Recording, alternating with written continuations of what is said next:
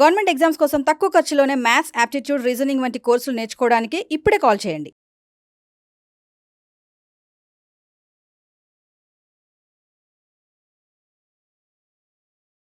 Fourth one అందరికీ అర్థమైంది కదా సార్. ఈ కాన్సెప్ట్స్ అర్థమవుతే చాలా ఈజీ. ఇది కూడా చూడండి సార్. దాని తర్వాత ఫిఫ్త్ క్వశ్చన్ చేద్దాం. Q is equivalent to p plus queue plus are by 2. Q అనేది small p plus small q plus small r, right? ఇది కూడా ఒరిజినల్ ఎగ్జామ్ క్వశ్చన్.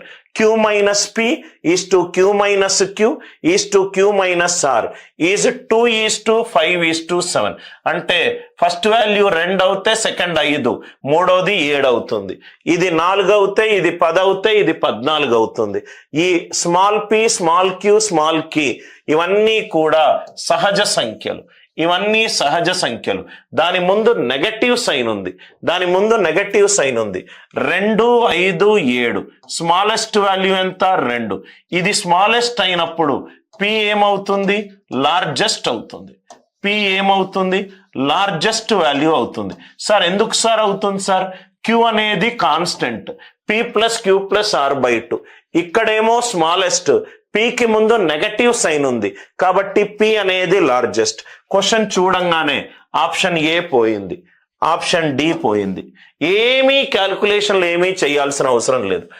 ఆర్ ఏమో ఇక్కడేమో 2 ఈజ్ టు 5 ఈజ్ టు 7. 7 ఏమో maximum value. 2, 5, 7లో maximum value ఎంత? 7. అంటే are ఏం కావాలి? స్మాలెస్ట్ అవ్వాలి. ఆన్సర్లో నిష్పత్తిలో ఆర్ వాల్యూ అతి చిన్నదై ఉండాలి, పి వాల్యూ అతి పెద్దదై ఉండాలి. ఆర్ వాల్యూ అతి చిన్నదై ఉండాలి. అయిపోయింది ఆన్సర్.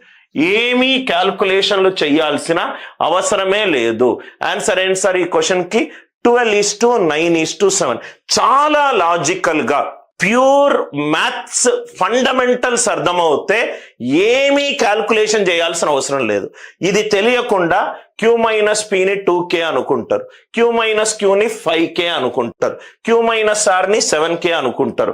యాడ్ చేస్తారు, క్యూ వస్తుంది, తీసేస్తారు. ఎవరు చేయమన్నారా ఈ అంతా? ప్రతి ఒక్క క్వశ్చన్ కి నువ్వు ఎంత తక్కువ టైంలో ఎన్ని ఎక్కువ అటెంప్ట్స్ చేస్తే నువ్వు అంత గెయిన్ అయిపోతావు. Are you all with me? మొత్తం అన్ని క్లాసులు నేనే తీసుకుంటాను కాబట్టి మీరు తెలంగాణ డిఏఓ ప్రిపేర్ అవుతే ఆ కోర్స్ తీసుకోండి, ఎస్ఎస్సి సిజిఎల్ ప్రిపేర్ అవుతే ఆ కోర్స్ తీసుకోండి, ఏపీఎస్ఐ ఎగ్జామినేషన్, రైట్? ఇప్పుడు మొన్న జరిగిన తెలంగాణ ఎస్ఐలో చాలా మంది స్టూడెంట్స్ కి నంబర్ ఆఫ్ అటెంప్ట్స్ మాకు చాలా తక్కువ అయ్యాయి సార్. పేపర్ అసలు డిఫికల్టే లేదు. నేను ఈరోజు మీకు అనాలిసిస్ లో ప్రిపేర్ చేస్తాను. దాన్ని చదివేటట్టు చదివితే ఫస్ట్ టైమే మనకు క్లియర్ అవుతుంది. 2 ఈజ్ టు 5 ఈజ్ టు 7. 2 అనేది స్మాలెస్ట్ కాబట్టి పి అనేది లార్జెస్ట్.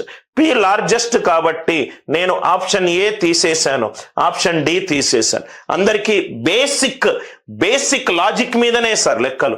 ఇది 7 అనేది మ్యాక్సిమం కాబట్టి ఆర్ అనేది మినిమం, ఆర్ అనేది మినిమం, ఆర్ వాల్యూ మినిమం ఉండాలి. 12 is to 9 is to 7. Anil Nayar's way of solving this question, right? ఇదే మోడల్ కొన్ని నెలల క్రితం కూడా నేను చెప్పాను సార్, ఇటువంటి క్వశ్చన్స్ ఉన్నప్పుడు మీరు ఇలానే ఆలోచించాలి అని. అన్ని క్వశ్చన్లకు right better way of solving the question.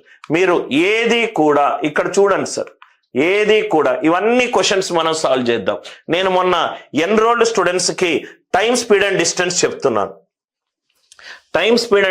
చెప్తున్నాను, ఒకసారి ఈ క్వశ్చన్ చూడండి సార్. తొందరపడి ఫార్ములా వేయకండి, తొందరపడి దాన్ని సింప్లిఫికేషన్ మీద టైం ఇన్వెస్ట్ చెయ్యకండి అని చెప్పడానికి ఇంకో ఉదాహరణ.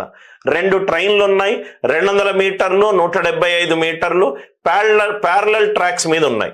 2 ట్రైన్లు, ఒకదానికి ఇదేమో సేమ్ డైరెక్షన్ లో వెళ్తుంది, ఇంకోటేమో ఆపోజిట్ డైరెక్షన్ లో వెళ్తుంది. సేమ్ డైరెక్షన్ ఆపోజిట్ డైరెక్షన్ లో రైట్ చేయడానికి ఇంకొక యునిక్ పద్ధతి. ఇది చూడండి సార్. ఫస్ట్ ఆపోజిట్ డైరెక్షన్ లో వెళ్తే ఎంత టైం పడుతుంది? 7.5 seconds పడుతుంది. చాలా జాగ్రత్తగా చూడండి సార్. ఆపోజిట్ డైరెక్షన్ లో వెళ్తే ఎంత టైంలో క్రాస్ అవుతారు?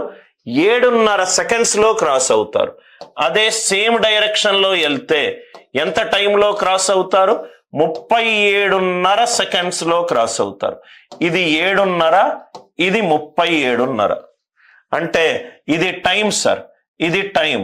Speed is inversely proportional to time. Speed పెరిగితే టైం తగ్గుతుంది, స్పీడ్ తగ్గితే టైం పెరుగుతుంది. రైట్? ఆపోజిట్ డైరెక్షన్ లో వెళ్తేనేమో 7.5 seconds లో క్రాస్ అవుతారు, సేమ్ డైరెక్షన్ లో వెళ్తేనేమో 37.5 seconds లో క్రాస్ అవుతారు. అంటే టైం రేషియో ఎంత? ఇది 1ల, ఇది 5ల. స్పీడ్ టైం ఏ రేషియోలో ఉంది? 1:5. స్పీడ్ ఏ రేషియోలో ఉంటుంది? ఏమీ ఫార్ములాలు ఏం అవసరం లేదు, 5:1. ఆపోజిట్ డైరెక్షన్ కాబట్టి ఇది S1 plus S2. Same direction కాబట్టి S1 మైనస్ S2. అంటే S1 S2 ఏమవుతుంది? 3:2 అవుతుంది. ఆన్సర్ ఏ రేషియోలో ఉండాలి? 3:2 రేషియోలో ఉండాలి. ఇది చూడండి sir, 36 2s are 36 3s are. Very simple.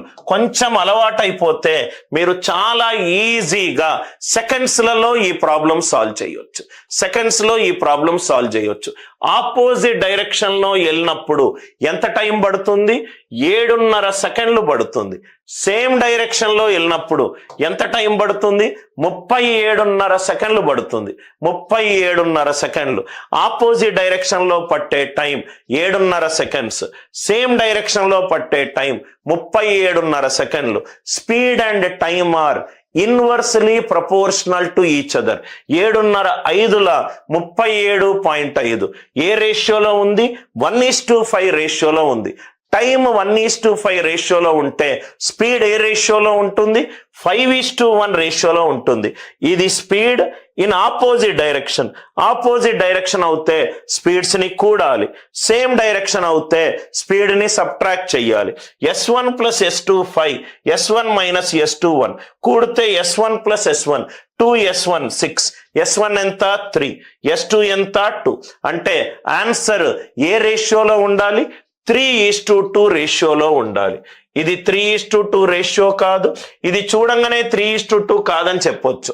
మన ఈ టీంలో 59 అనే ప్రధాన సంఖ్య ఉంది, రైట్? 75లో లేదు. 120 and 75, 25 2s 37, 25:75 అంటే ఇది 340s are, ఇది 8:3 రేషియోలో ఉంది. 25 8s are, 25 3s are, 125 into 80. ఇది కూడా కాదు. Are you all with me? అంటే డైరెక్ట్ గా మనము ఫార్ములాలు చెయ్యకుండా లాజికల్ గా చేస్తే కూడా మనకు ఆన్సర్ వస్తుంది.